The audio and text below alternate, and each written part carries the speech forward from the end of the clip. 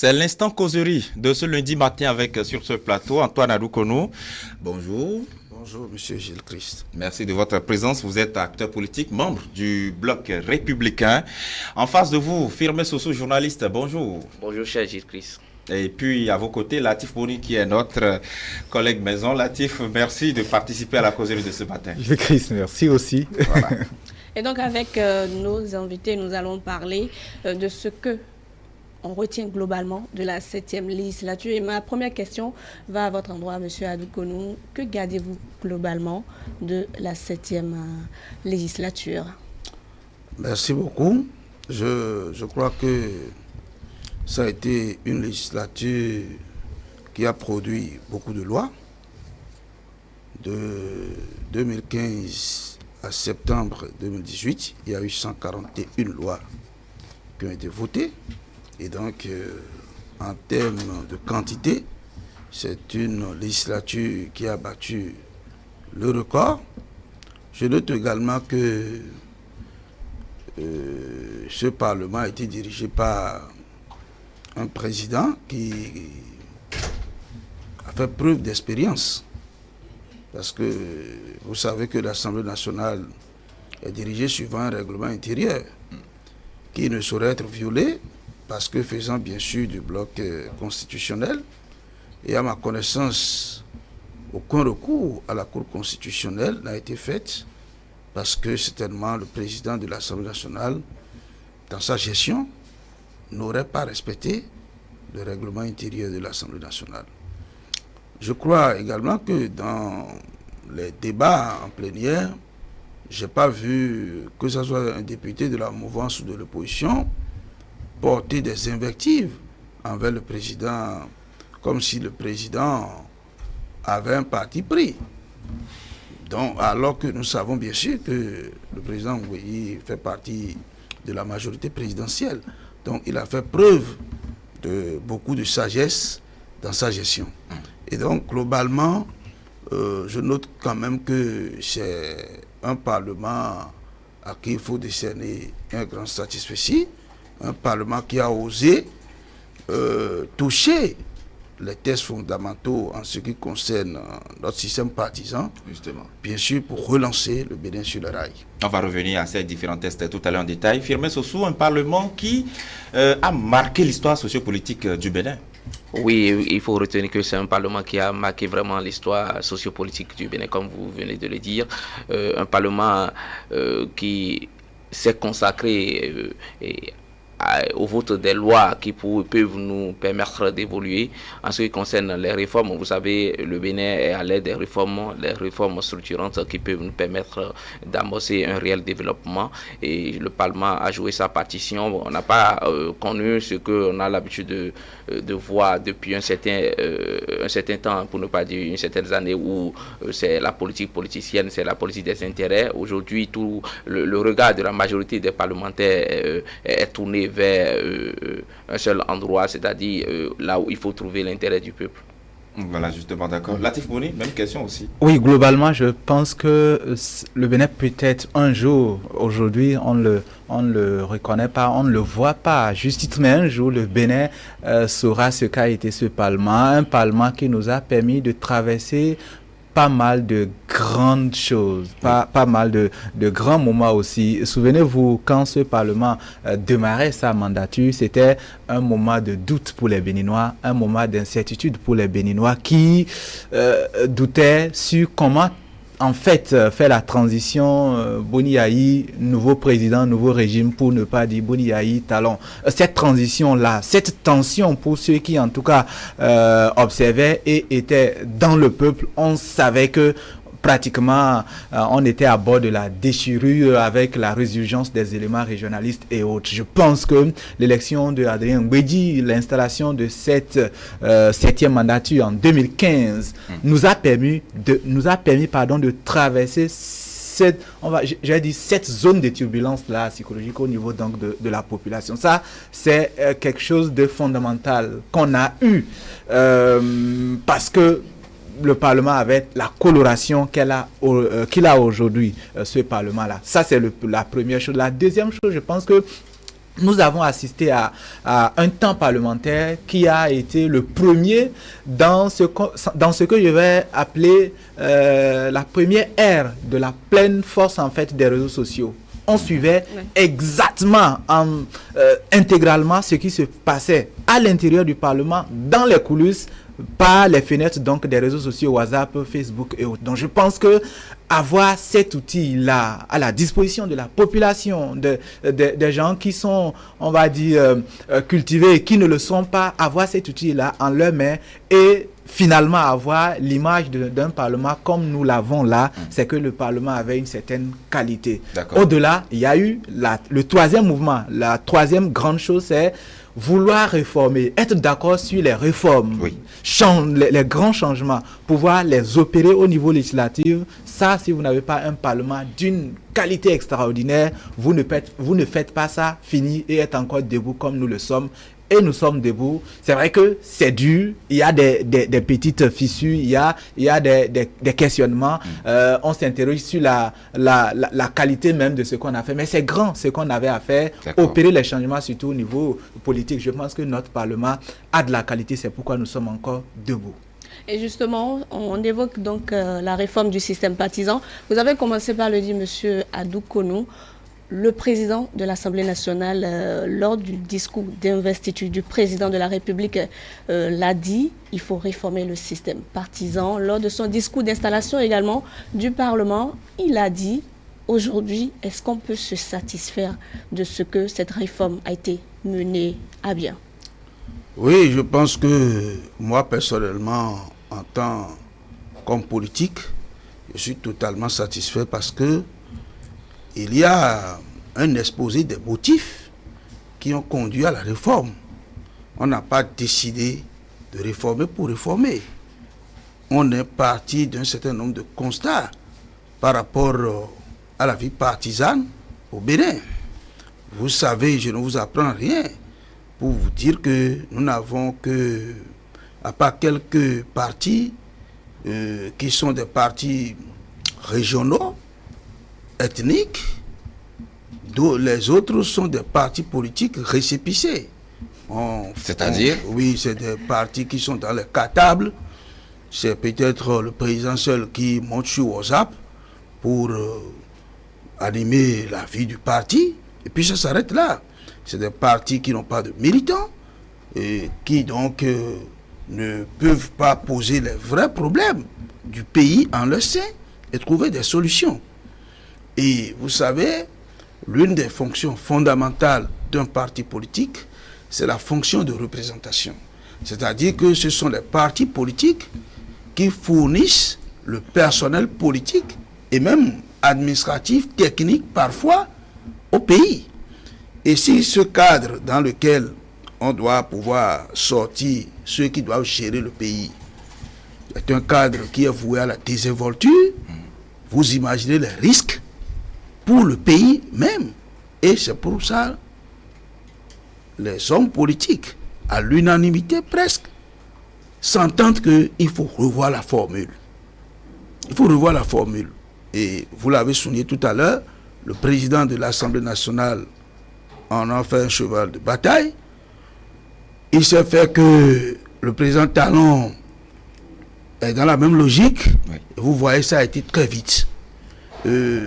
Aujourd'hui, moi je peux dire que c'est vrai, dans l'application, il y a eu quelques écueils, mais ce n'est pas des écueils liés à la loi, c'est des écueils qui sont liés à ceux qui doivent accepter le principe, doivent comprendre que on veut changer les choses et se mettre à la vitesse, à la lutte qu'il faut pour s'adapter, qui ont traîné les pas et qui ont fait croire que, en fait, que ces réformes sont suicidaires. Le débat n'est pas là. Le débat n'est pas là. Donc, c'est vrai, aujourd'hui, nous avons, si vous lisez bien le code électoral, surtout l'article 242, vous allez comprendre que l'esprit du législateur, c'est d'aller vers les grands groupes. D'accord. On va revenir tout à l'heure au code électoral, mais là, en parlant de la réforme du système partisan, ça a été fait par, on va dire, le vote de la nouvelle charte des partis politiques. Firmin Sossou, lorsqu'on voit cette charte aujourd'hui qui demande que les partis politiques aient 15 membres fondateurs par commune, cela fait beaucoup et peut-être difficile aussi pour certains partis politiques. Mais est-ce qu'aujourd'hui, les partis doivent dire merci à la 7e législature? Oui, je crois que les partis politiques doivent dire merci à cette 7e législature du point de vue organisation. Aujourd'hui, les partis politiques sont contraints à une organisation rigoureuse, à une organisation méticuleuse, il faut le dire aussi ainsi, parce que, vous savez, la charte des partis politiques impose aujourd'hui aux partis politiques une organisation d'envergure nationale. Il ne s'agit plus de se retrouver dans un creuset où il faut discuter entre intellectuels ou bien entre politiques, pour ne pas dire politiciens, parce que la plupart de ceux qu'on a connus depuis des années, c'est des politiciens et non des politiques. Aujourd'hui, le système partisan donne la possibilité à une formation rigoureuse, à une formation de qualité au sein de nos partis politiques, et désormais, nous devons avoir des creusets d'animation à l'intérieur de ces partis, où il faut apprendre à gérer la cité. Il faut apprendre à connaître les besoins réels, les aspirations réelles des peuples, et solutionner ces problèmes-là à travers des propositions concrètes. L'aspiration à la gestion de la chose publique aujourd'hui doit se passer par des projets, doit se passer par des réformes bien conçues et connues d'avance par les populations. Il ne s'agit plus de prendre le pouvoir et de commencer par chercher ce qu'il faut faire pour avancer, de commencer par improviser. Non, aujourd'hui, on s'inscrit dans une dynamique où il doit y avoir de grands ensembles, où on étudie ce dont les populations ont besoin, on étudie tout ce qu'il faut pour évoluer, tout en tenant compte des forces internes et des forces extérieures, parce que nous sommes dans un mode de globalisation où aujourd'hui le Bénin ne peut plus fonctionner seul dans un milieu où on ne pourra pas tenir compte de ce que font les autres. Pour vivre aujourd'hui heureux au Bénin sur le plan politique, c'est-à-dire avoir une stabilité politique, nous devons tenir compte des pays qui nous entourent. Nous devons tenir compte de nos partenaires bilatéraux à l'international aussi. Donc, je pense que tout ça ne passe par une organisation des partis politiques. Pour la crédibilité aussi des partis politiques, il fallait se rassembler. Oui, justement. De grands ensembles. Oui, justement, pour la crédibilité. Quand vous parlez de crédibilité, on a connu des mouvements de négociation. C'est au cours des dernières élections présidentielles où c'est le président du parti qui négocie au nom du parti et impose sa vision aux autres. Je pense qu'avec le système partisan, on assistera désormais à une organisation interne plus solide, où c'est l'ensemble qui décide. Latifou, à l'arrivée, on obtient un paysage politique assaini, non pas sans grincement de dents. Oui, il y a les grincements de dents. C'est vrai que quand on parle de cette législature-là, qui est en train, on va dire, qui a même déjà fini, ce à quoi nous pensons systématiquement, c'est bien ce coup de fouet là au niveau de l'espace politique. Oui, c'est vrai aussi parce que vous savez qu'il s'agit en réalité de ceux qui vont régir le Bénin aujourd'hui et de demain. Effectivement, il y a de quoi s'y attarder. Moi, je pense que ce qui est sur le papier, les exigences qu'on renvoie aux politiques sur les papiers, il y a au-delà de ça d'autres réalités. C'est que cette législature-là a assumé la gravité de ce qu'est que d'être en fait un député. La gravité de cette chose-là, c'est quand même accepter ne pas être compris par tout le monde, mais être sûr de ce que ces actions vont générer des retombées que les gens comprendront, mais peut-être avec retard, mais ils comprendront de toutes les façons.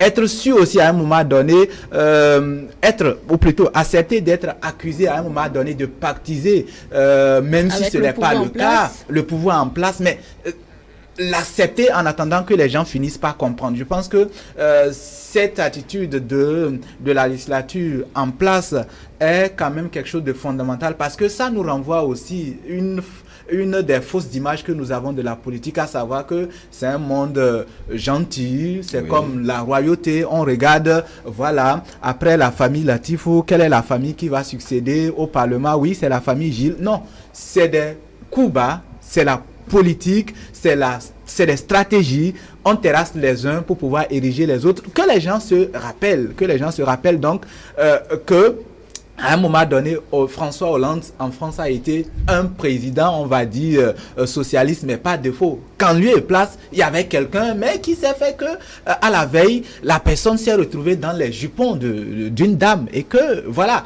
à l'époque, le gars du FMI a été écarté. Qu'on se rappelle aussi que, pour avoir Trump aux États-Unis, plusieurs têtes ont dû être enlevées aux démocrates ensuite pour qu'on ait une dame que Trump a pu donc combattre. Donc je pense que cette férocité de l'espace, de la sphère politique ailleurs, si nous sommes d'accord que nous sommes en démocratie, que nous faisons aussi la politique, il ne faut pas qu'on oublie ça.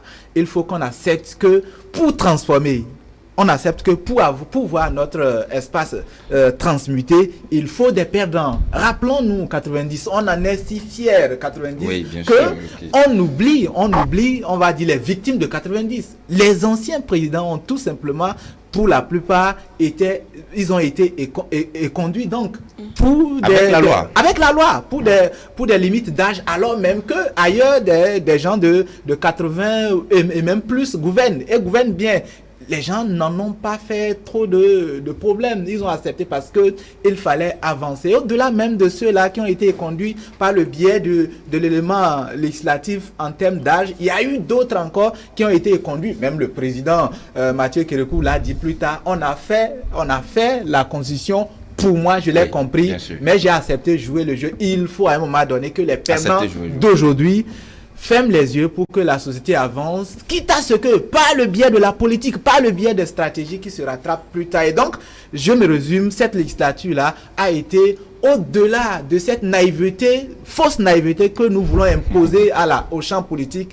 Elle a été, cette législature, donc, réaliste, en assumant la politique telle qu'elle est, parfois violente, parfois inhumaine, mais le tout pour faire avancer la société. Justement, ça a été presque une révolution, le vote de la charte des partis politiques qui a changé vraiment la donne. Antoine Adoukonou, il y a aussi une loi jumelle qui tombait presque à la même période parce que les élections approchaient, c'est bien sûr le code électoral, avec aussi des exigences très redoutables, la barrière des 10% par exemple à obtenir.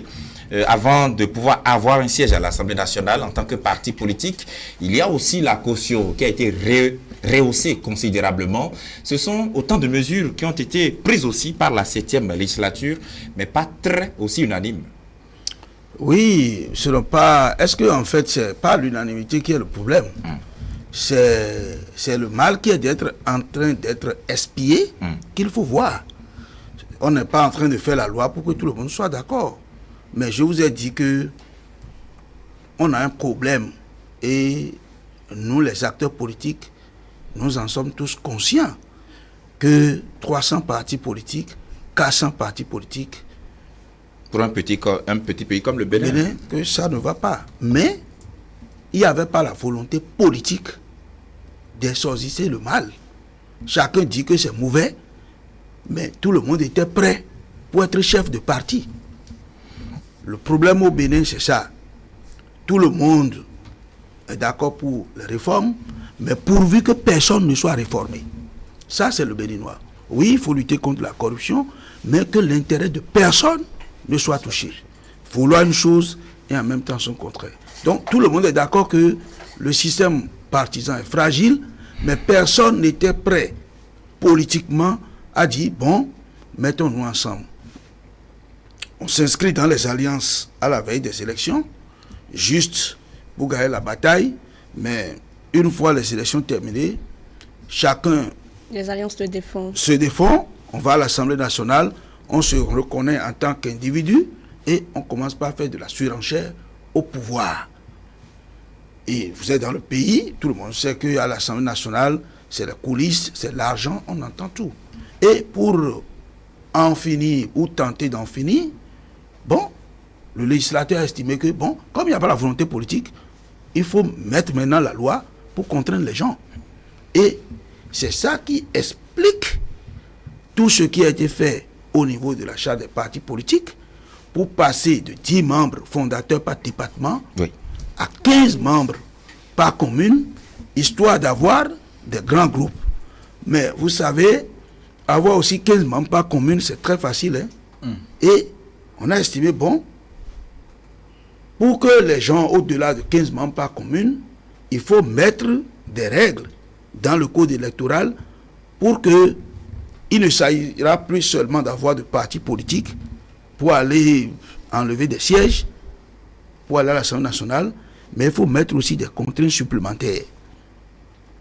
C'est pourquoi la question du seuil, qui d'ailleurs se justifie, parce que lorsque vous prenez l'article 80 de la Constitution, il est dit que le député est l'élu de la nation tout entière. Ça, il faut le savoir. Et que tout mandat impératif est nul. Ça voudra dire qu'il n'y a pas un député qui est élu par Malanville, Karim Maman, Plahoué ou bien Paubert. Non, ça n'existe pas. Il est élu dans une circonscription, mais non pas par la circonscription. Mais quand vous voyez le mot de scrutin qu'on utilisait, et qu'on ne reste que seulement au niveau de la circonscription pour faire le calcul pour lever le siège, ça tend à toute confusion qu'en réalité, le député, il est élu. En fait, il n'est pas l'élu de la nation, mais il est l'élu de ça. Voilà. Si bien que quand vous voyez le comportement des députés, vous ne verrez pas un député de Parakou acheter des nattes et autres pour aller donner à Plahoué. Parce qu'il n'y a pas son électorat. Voilà, il se dit que, en fait, pour qu'il soit élu, le calcul n'a été fait qu'avec les suffrages exprimés à Parakou. Et il se comporte de cette façon. Et pour donc endiguer le mal, on s'est dit, bon, il faut d'abord une circonscription nationale d'abord, pour être éligible. Et là, le député pourra comprendre que pour qu'il soit éligible, j'ai besoin de tout le monde. Et il pourra donc se faire une idée que vraiment il est l'élu de la nation tout entière. D'où le seuil de 10% qui a été imposé. Mais après les 10%, on applique le principe d'éligibilité alors. Le principe de répartition des sièges. D'accord? Et là, on va tenir compte vraiment des suffrages exprimés dans votre circonscription pour que vous puissiez enlever les sièges si vous répondez aux conditions. Donc, l'idée est partie du constat que si vous ne pouvez, si désormais vous savez que rester à Plahoué seul ne suffit plus pour être député, vous allez vous sentir concerné par l'homme de Niki, puisque vous avez besoin aussi des voix de Niki, et ça permet de régler les problèmes de régionalisme, les problèmes d'unité nationale, puisque c'est nous les politiques en fait qui alimentons la polémique.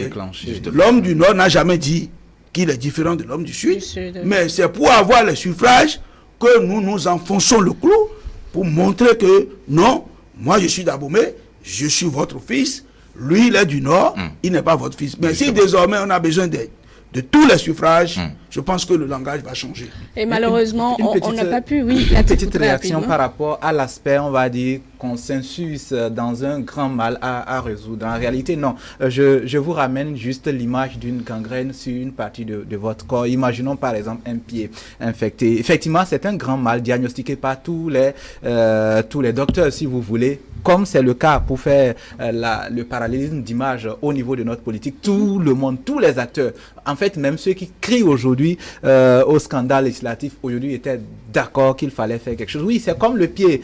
Quand les docteurs disent la solution c'est amputer, croyez-moi, il n'y a pas d'unanimité.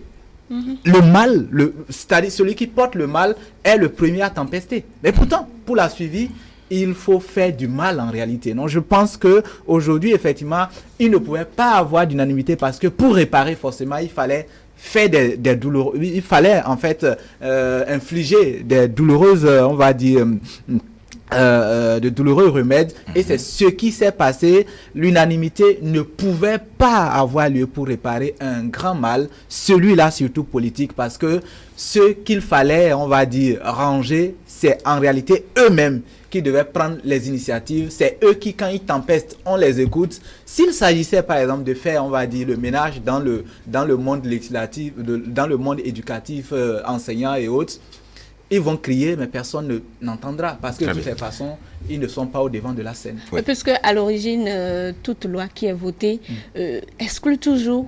Parce que quand on dit qu'il faut avoir 25 ans avant d'être candidat à la présidentielle, c'est de l'exclusion. Alors, bon, est-ce que c'est exclusion ou bien... Bon, dans le cas d'espèce, c'est pour être candidat au législatif. Bien sûr. Oui. 25 ans pour être candidat.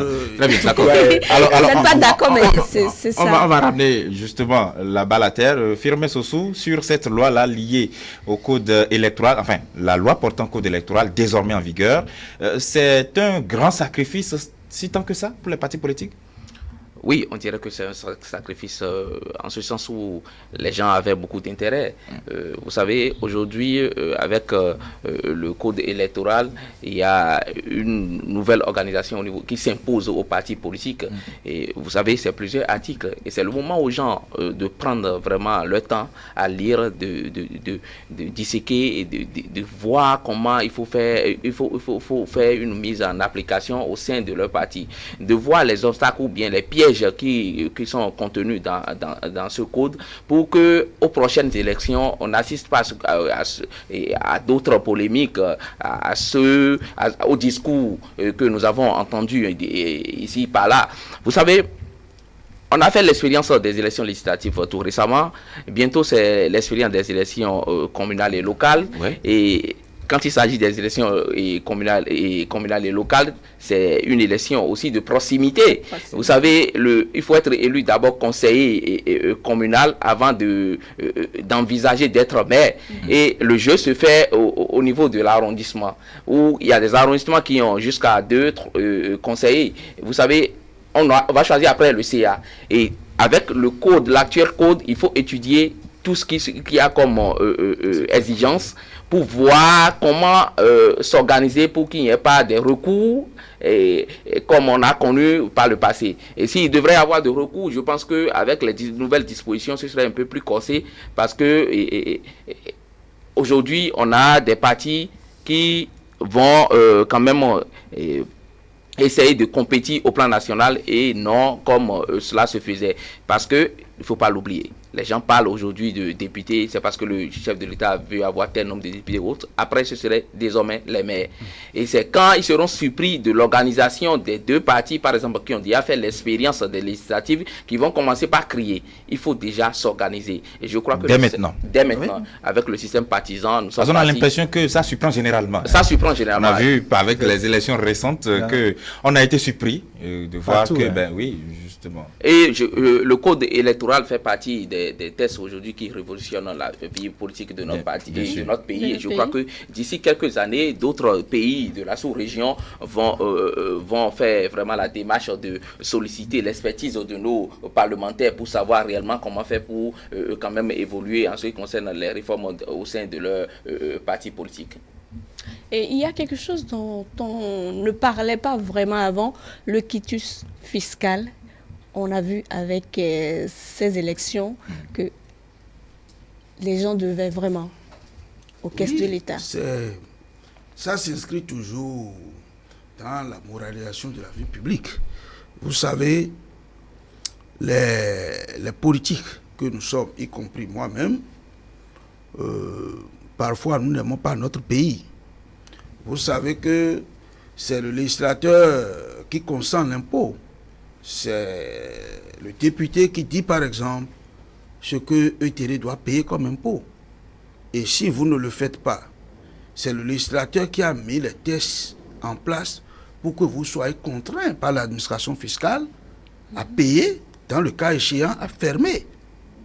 Mais celui qui prend toute cette disposition contre vous, d'accord, qui avait quand même embauché des gens ici, mais lui-même, il se permet le luxe, sous prétexte qui fait partie d'une certaine majorité présidentielle, de ne pas payer les impôts pendant 10 ans, pendant 5 ans, pendant 15 ans, et que toutes les fois que l'administration fiscale est là, il peut porter son manteau de politique pour les renvoyer.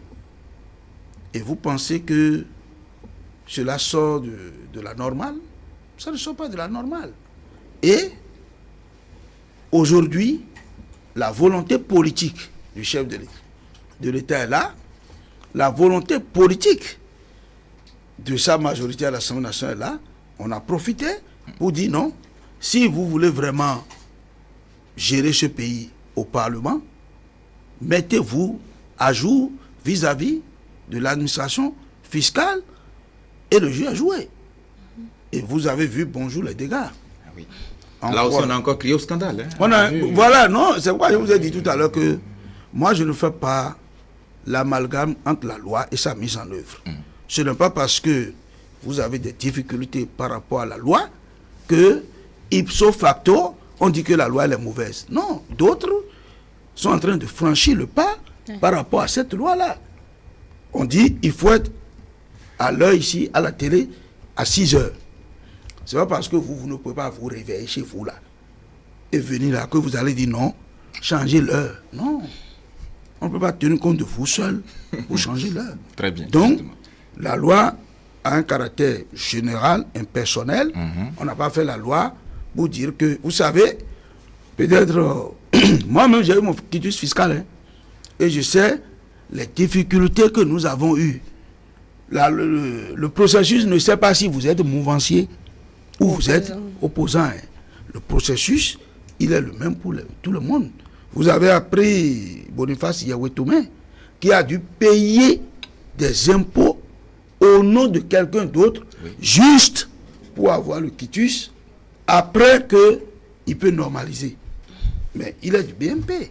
bien sûr. Donc, on ne veut plus avoir des députés qui ne soient pas capables de payer leurs impôts. Un point barre. Très bien. Alors, on a vu que sur ces deux lois, fondamentalement, les députés, on va dire, qui ont fait partie de la majorité parlementaire ont été très incompris, même de leurs collègues. Mais il y a pourtant d'autres lois qui ont été votées par cette même législature. La loi modificative, par exemple, de la fonction publique, qui interdit désormais le droit de grève aux travailleurs. C'est passé comme une lettre à la poste à l'Assemblée nationale, même si au sein des travailleurs, ça n'a pas forcément été la joie. Il y a aussi d'autres lois, hein, la loi sur l'embauche. On va peut-être revenir aussi sur la loi sur l'utilisation des sachets plastiques, mais ce sont des lois dont on ne parle pas toujours, mais qui ont aussi été une grosse production de la 7e, Firmin Sossou. Oui, je crois que... Ça a beaucoup modifié les habitudes. Hein. Oui, je pensais même revenir sur ça avant que vous n'abordiez cette problématique. Vous savez, nous avons l'habitude de consacrer beaucoup de temps aux politiques, à discuter des débats, des choses politiques. Et à des moments donnés, on perd de vue ce que l'on a à faire au sein vraiment de la société pour impacter la grande masse. Vous savez, beaucoup de lois ont été votées. Et en son temps, les gens ont crié, parce qu'au Bénin, nous nous mettons dans la posture d'un conservateur où on ne veut plus abandonner les anciennes habitudes. Mais pour être en harmonie et accepter les réformes, il faut voir l'impact de loin, l'impact des réformes, c'est-à-dire ce que ça va apporter de plus aux populations. Vous savez, les lois qui ont été votées, pour bien apprécier ces lois, il faut aujourd'hui y apprécier ce que ça amène au sein des populations comme impact. Quand je prends par exemple la loi sur l'embauche, quel est aujourd'hui l'impact? Qu'est-ce que ça crée comme conséquence? Est-ce que ça bouleverse les habitudes de façon à créer des ennuis à ceux qui sont censés être touchés par ces lois? C'est-à-dire, nous devons, pour apprécier une loi et dire que bon, cette loi n'est pas la bienvenue, on devrait quand même laisser ça, on ne devrait pas voter une telle loi du moins. Oui. On devrait apprécier l'impact, c'est-à-dire ce que ça amène comme avancée, ce que ça amène comme possibilité pour accéder au développement et non voir la loi selon ses articles, selon ce que ça modifie dans les habitudes. Et je crois que si on devrait tenir compte d'un tel diagnostic et apprécier les choses, on doit en temps normal remercier ces députés de la 7e législature qui ont quand même fait voter des lois. Quand je prends par exemple la loi sur la réduction, la loi qui réduit vraiment les moments de grève au Bénin, quel est l'impact réel de cette loi? Ça permet, désormais on n'a plus les grèves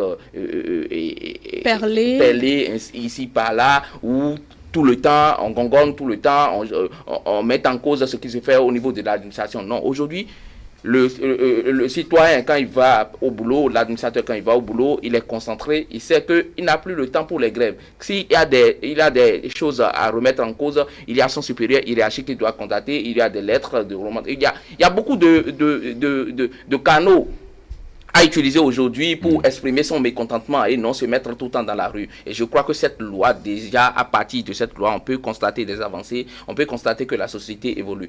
Quand on prend aussi le cas d'autres lois, vous avez évoqué la loi sur l'environnement aujourd'hui, elle n'est pas encore appliquée comme cela devrait l'être, mais sur nos artères, quand vous constatez au moins qu'il y a une réduction des sachets plastiques qui se retrouvaient un peu partout dans les ruelles de Cotonou. Donc c'est déjà une avancée. Je crois que nous devons communiquer, surtout communiquer sur ces lois, leur impact sur la population, pour que les gens comprennent quand même que les députés ne sont pas là pour faire du mal aux citoyens. Ils sont là pour voter des lois qui peuvent nous permettre d'évoluer et qui peuvent nous permettre d'accéder au développement réel. Latifou, avec vous, on va aborder la loi sur le bail à usage domestique.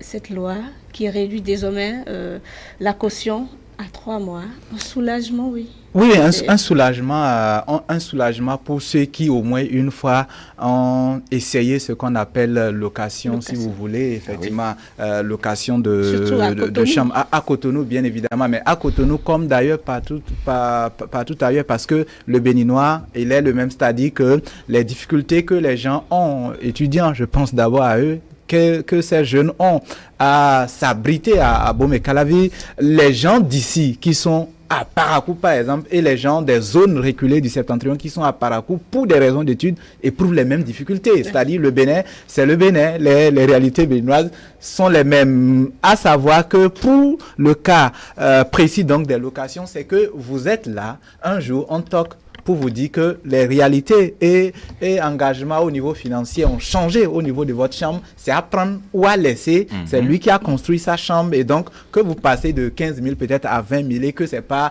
à discuter. C'était une information. Merci. Et bien d'autres choses, hein, avec parfois le niveau de décibels, au niveau de la musique, l'heure à laquelle il fallait en réalité revenir à la maison, sinon le portail. Donc, je pense qu'il y avait un certain terrorisme des propriétaires, que ça soit de point de vue financier ou de point de vue, on va dire, de la réglementation, la législation en réalité qui changeait et tout ça. Donc, ça a été changé par cette réappropriation du sujet par les politiques, par les législateurs. Même si aujourd'hui encore, il faudra suivre et vraiment veiller à l'application pour un peu aussi, à des moments donnés, sécuriser en réalité ceux qui ont les maisons parce que ils ne sont pas que des bourreaux, beaucoup sont des victimes, des locataires indélicats. Donc je pense que au-delà de tout débat, il y a eu, comme Adokounou l'a rappelé, pratiquement 150 lois environ, en tout cas 140, plus de 140 qu'une loi. Et donc, de tout ça, la seule qui fait polémique, c'est la loi qui touche les politiques, plus la charte. Donc, sur 141, si on ne parle que de ce qui concerne ceux qui ont produit les lois, il y a ce que nous oublions tout ça justement. Pour avancer en ayant cherché ce qu'ils ont produit de si nombreux qui ne fait pas polémique. Et je pense que c'est parce que c'est agréable que nous n'en parlons pas. Monsieur Adokounou, sur la même question, le taux, sinon la caution qui est désormais réduite à 3 mois, vous saluez cela en tant qu'acteur politique? C'est normal, hein, parce que vous savez que tout à l'heure, vous êtes en train de parler de Cotonou. Je suis d'accord avec vous parce que c'est ici que nous avons toutes les factures. Hein. Vous êtes là, un Libanais vient et dit, je veux payer 2 ans de caution. Et votre propriétaire, Vous mettez dehors. il cherche des formules, bon, il crée il fait de la surenchère et il vous contraint à quitter. Et c'est parce que quelqu'un est là pour donner 2 ans de caution. Ou bien, bon, on peut dire que c'est 25 000, le Libanais dit non, moi je paye 30 000, et puis on vous enlève de là. Et ça fait que ça crée des préjudices aux citoyens, et le législateur qui prend des lois pour réglementer la vie en société ne peut pas rester indifférent à ce problème-là. Et donc, le législateur a pris le taureau par les cornes pour pouvoir mettre les choses à leur place. Une étude est en cours actuellement pour réglementer également le prix des loyers. Et les décrets d'application sont déjà pris et un travail en train de faire sur le terrain pour que par zone, on puisse créer la marge. D'accord. Mais je dois dire que la loi protège également les propriétaires. Tout le monde en a eu pour son compte. Voilà, tout le monde en a eu. Très bien. On va rapidement faire un dernier tour de table avec un point de vue en filigrane sur quelques lois. La loi portant création de la criette, par exemple, on aurait aimé vraiment aussi ici attarder un peu. Il y a aussi la loi portant création des tribunaux de commerce aussi pour assainir, on va dire, l'environnement commercial au Bénin. Il y a aussi d'autres lois. Firmin Sossou, je commence avec vous. Quel regard portez-vous aujourd'hui sur ces différentes lois qui reçoivent aussi l'assentiment des populations, même si on n'y pense plus forcément? Non, avant d'opiner sur ces lois... Vous avez une minute. Hein. Oui, en général, oui. Je reviens sur la loi sur la réduction des cautions, parce que vous savez, s'il faut parler du social sous ce régime, moi je crois que c'est la loi qui permet vraiment au gouvernement de faire du social. Ça touche tout le monde. Cette loi touche tout le monde. Et quand vous êtes, par exemple, jeune, et que vous êtes recruté quelque part, ou vous devez payer, par exemple, 12 mois de caution, et vous calculez les 12 mois de caution, vous calculez aussi pour 3 mois, vous mettez les deux à côté, c'est-à-dire lorsque vous enlevez les 3 mois des 12 mois, il vous reste par exemple 9 mois. Vous calculez le montant de 9 mois, ça vous permet d'avoir au moins une moto. Et lorsque on vous a recruté quelque part et que vous commencez le boulot et vous n'avez pas de moto et vous devez prendre du zème tout le temps, prenez zème matin, soir, ne serait que matin, soir, vous faites le calcul à la fin de l'année, même si vous êtes à 60 000, 70 000, 100 000, c'est-à-dire vous ne pouvez pas faire d'économie pour un jour, vous retrouvez chez vous et dans une parcelle, oui. Et c'est-à-dire chercher à acheter quelque chose quelque part. Ne serait que l'argent que vous dépensez. Votre temps d'antenne déjà. Hein. Oui, je peux même terminer sur ça parce que vous savez, ça, comme je le dis, ça touche vraiment les Béninois et ça permet à chacun. C'est une distribution de l'argent que l'on distribuait à travers les marches, à travers les marches de soutien et autres. Ce régime est en train de trouver des opportunités pour permettre quand même à chaque citoyen de se retrouver à l'aise, de s'épanouir. Des solutions durables. Des solutions durables. Et quand vous prenez la loi qui a créé, portant la création de la criette, c'est une loi qui permet aujourd'hui aux opérateurs économiques de savoir avec qui il faut composer désormais en matière de partenariat public-privé. Très bien, vous avez déjà fini votre temps d'antenne parce qu'on est aussi plus on a encore beaucoup d'autres lois, mais on va parler très rapidement de la loi qui crée la police républicaine, la force unique qu'on a désormais. C'est vrai que, entre autres choses, effectivement, on a perdu très rapidement ça de vue parce qu'on a été amené à s'engluer dans les débats politiques. Effectivement, oui.